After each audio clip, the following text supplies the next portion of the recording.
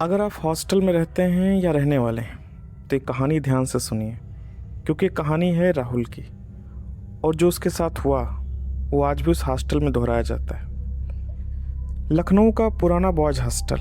बाहर से सब कुछ नॉर्मल दिखता है, लेकिन अंदर रहने वाले कुछ लड़कों का कहना है कि वहाँ रात 3 बजे कुछ आता है। इसी हॉस्टल में नया नया शिफ्ट हुआ था राहुल।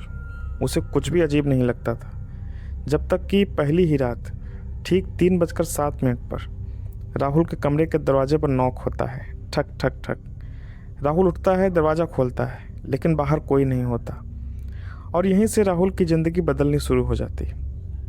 अगले दिन राहुल ये बात अपने रूममेट को बताता है। रूममेट का चेहरा अचानक सीरियस हो जाता है। वो पूछता है, तूने दरवाज़ा खोला था? राहुल हाँ कहता है। और फिर रूममेट धीरे से बोलता है, तुम्हें ऐसा नहीं करना चाहिए था।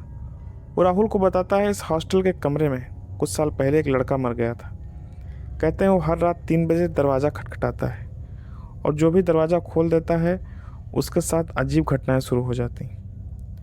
दूसरी रात राहुल सोने की कोशिश करता है, लेकिन ठीक 3 बजे फिर वही नॉक, इस बार पहले से ज़्यादा तेज। ठक ठक ठक ठक। राहुल डर जाता है, लेकिन फिर भी पूछता है, कौन है? कुछ सेकंड सन्नाटा रहता है, फिर दरवाज़ा खुलता है और इस बार राहुल की आवाज़ ही होती है। अब राहुल के अंदर डर और क्यूरियोसिटी दोनों बढ़ गए थे। वो धीरे धीरे दरवाजे की तरफ बढ़ता है। राहुल दरवाज़ा खोलता है, बाहर कोई नहीं, लेकिन कॉरिडोर के आखिरी छोर पर एक लड़का खड़ा होता है, पीछे मुँह करके, धीरे धीरे मुड़ते हुए। और जैसे वो पूरी तरह मुड़ता है, वो राहुल ही होता है। उस रात के बाद राहुल के साथ क्या हुआ ये आज तक किसी को ठीक से नहीं पता। राहुल ने दरवाज़ा खोला और सामने जो था वो राहुल ही था, और असली डर अब शुरू होता है। दरवाज़ा खुला था, कॉरिडोर में सन्नाटा, और सामने राहुल जैसा दिखने वाला लड़का धीरे धीरे उसकी तरफ बढ़ रहा था। राहुल का शरीर जैसे जम गया, वो हिल भी नहीं पा रहा था। वो दूसरा राहुल बिल्कुल उसके पास आकर रुक गया और बिना पलक झपकाए उसे घूरने लगा। फिर धीरे से मुस्कुराया, लेकिन उसकी मुस्कान इंसानी नहीं थी। और फिर उसने जो कहा वो और भी डरावना था। उसने राहुल के कान के पास आकर फुसफुसाया, अब तेरी बारी है। और अचानक पूरा कॉरिडोर अंधेरे में डूब गया। अगली सुबह राहुल अपने बिस्तर पर था, जैसे कुछ हुआ ही नहीं, लेकिन कुछ तो बदल चुका था। रूममेट ने राहुल को देखा और पूछा, तू ठीक है? राहुल ने जवाब दिया, हाँ, लेकिन उसकी आवाज़ थोड़ी अलग थी, जैसे 2 आवाज़ें एक साथ बोल रही हों। राहुल वॉशरूम जाता है, आईने में खुद को देखता है, सब नॉर्मल लगता है, लेकिन जैसे वो मुड़ता है, आईने में उसका रिफ्लेक्शन खड़ा रहता है और मुस्कुरा रहा होता है।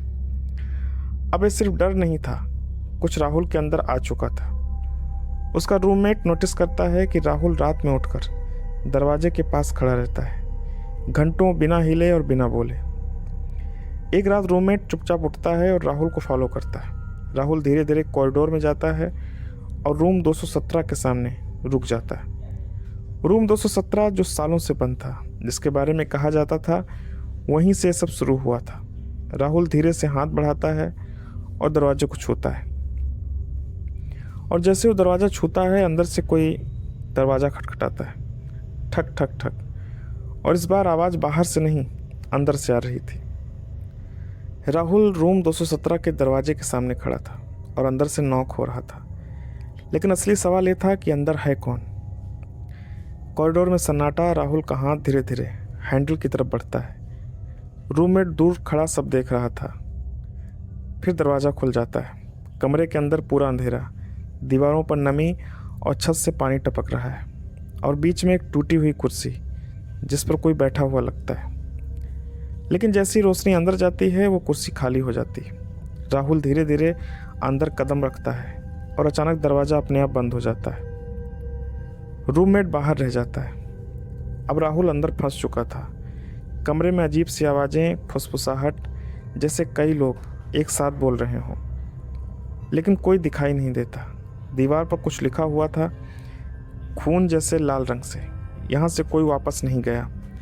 राहुल पढ़ता है और तभी उसके पीछे कोई खड़ा हो जाता है। धीरे धीरे एक परछाई उसके सामने आती है, वही लड़का जिसकी मौत हुई थी। लेकिन उसका चेहरा पूरा काला और आंखें सफ़ेद थीं और वो सीधे राहुल को देख रहा था। वो एंटिटी धीरे धीरे बोलती है, तूने दरवाज़ा खोला, अब तू बाहर नहीं जा सकता। राहुल पीछे हटने की कोशिश करता है लेकिन उसके पैर ज़मीन से चिपक जाते हैं। बाहर खड़ा रूममेट दरवाज़ा पीट रहा होता है लेकिन अंदर से कोई आवाज़ नहीं आती। उसे लगता है राहुल अंदर है ही नहीं। अचानक रूम 217 के अंदर राहुल अपने जैसे कई लोगों को देखता है। सब खड़े हैं बिल्कुल उसी की तरह और सब एक साथ बोलते हैं, अब तू भी यहीं रहेगा।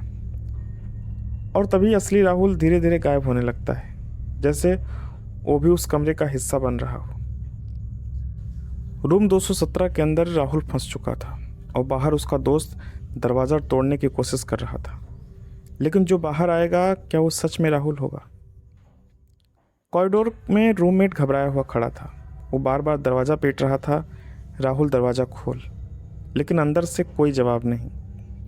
रूम 217 के अंदर राहुल अकेला नहीं था। उसके चारों तरफ उसके जैसे दिखने वाले कई लोग खड़े थे। सब उसे घूर रहे थे बिना पलक झपकाए और फिर सब एक साथ उसकी तरफ बढ़ने लगे।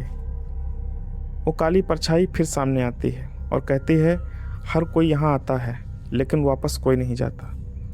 राहुल चिल्लाता है, मुझे जाने दो, लेकिन उसकी आवाज़ बाहर तक पहुँचती ही नहीं। बाहर रूममेट समझ जाता है कुछ तो बहुत गलत हो चुका है। वो केयर टेकर को बुलाता है। केयर टेकर आते ही घबरा जाता है और कहता है, मैंने मना किया था 3 बजे दरवाज़ा मत खोलना। केयर टेकर धीरे से बोलता है, अगर उसे बचाना है तो एक ही तरीका है, किसी एक को अंदर जाना पड़ेगा। रूममेट डरता है लेकिन फिर भी राहुल को बचाने के लिए तैयार हो जाता है। दरवाज़ा धीरे धीरे खोला जाता है और वो अंदर चला जाता है। अब रूम 217 के अंदर 2 लोग हैं, राहुल और उसका दोस्त, लेकिन वो दूसरे राहुल भी वहीं हैं। अब ये तय होना था कि असली कौन है। वो एंटिटी दोनों के सामने आती है और कहती है, सिर्फ एक बाहर जाएगा, बाकी यहीं रहेंगे। अचानक सभी राहुल एक जैसे दिखने लगते हैं, आवाज़ें, चेहरे सब सेम। रूममेट समझ नहीं पाता असली राहुल कौन है। एक राहुल चिल्लाता है, मैं हूँ असली, मुझे ले चल। दूसरा कहता है, मत मानना, ये झूठ बोल रहा है। रूममेट जल्दी से एक को पकड़कर बाहर खींच लेता है। दरवाज़ा बंद हो जाता है। कुछ देर तक सब शांत। रूममेट राहत की सांस लेता है। राहुल तो ठीक है। वो लड़का धीरे धीरे उसकी तरफ मुड़ता है और मुस्कुराकर कहता है, अब सब ठीक हो जाएगा। लेकिन उसकी मुस्कान वही थी जो उस दूसरे राहुल की थी। रूम 217 से जो बाहर आया वो राहुल जैसा दिखता था, लेकिन वो राहुल नहीं था। रूममेट को धीरे धीरे एहसास होने लगा कुछ तो गलत है। राहुल पहले जैसा नहीं रहा। ना वो हंसता है, न ठीक से बात करता है, बस चुपचाप लोगों को घूरता रहता है।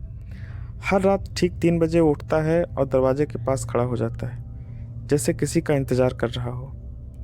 और फिर एक रात कुछ ऐसा हुआ जिसने सब बदल दिया। एक नया लड़का हॉस्टल में आता है जो रूम 218 में रहता है। उसी रात उसके दरवाजे पर नॉक होता है, ठक ठक ठक। वो पूछता है, कौन है? बाहर से आवाज़ आती है, दरवाज़ा खोल। दरवाज़ा खुलता है और बाहर खड़ा होता है राहुल, लेकिन उसकी आंखें पूरी सफ़ेद और चेहरा बिल्कुल इमोशनलेस। अगली सुबह रूम 218 खाली मिलता है। कोई नहीं जानता वो लड़का कहाँ गया। अब रूममेट समझ जाता है असली राहुल अभी भी रूम 217 में फंसा है और जो बाहर है वो उसकी एंटिटी का हिस्सा है। केयर टेकर सच्चाई बताता है, ये एक चक्र है। हर कोई दरवाज़ा खोलता है, अंदर चला जाता है और एक बाहर आ जाता है। अब हर रात ठीक 3 बजे पूरा हॉस्टल सुनता है, ठक ठक ठक। लेकिन अब वो आवाज़ सिर्फ 217 से नहीं आती, बल्कि हर दरवाजे से आने लगी थी। कैमरा धीरे धीरे कॉरिडोर में चलता है। हर दरवाजे के पीछे कोई खड़ा है, इंतज़ार करता हुआ कि कोई दरवाज़ा खोले, क्योंकि इस हॉस्टल में डर खत्म नहीं होता, बस अपना अगला शिकार चुनता है।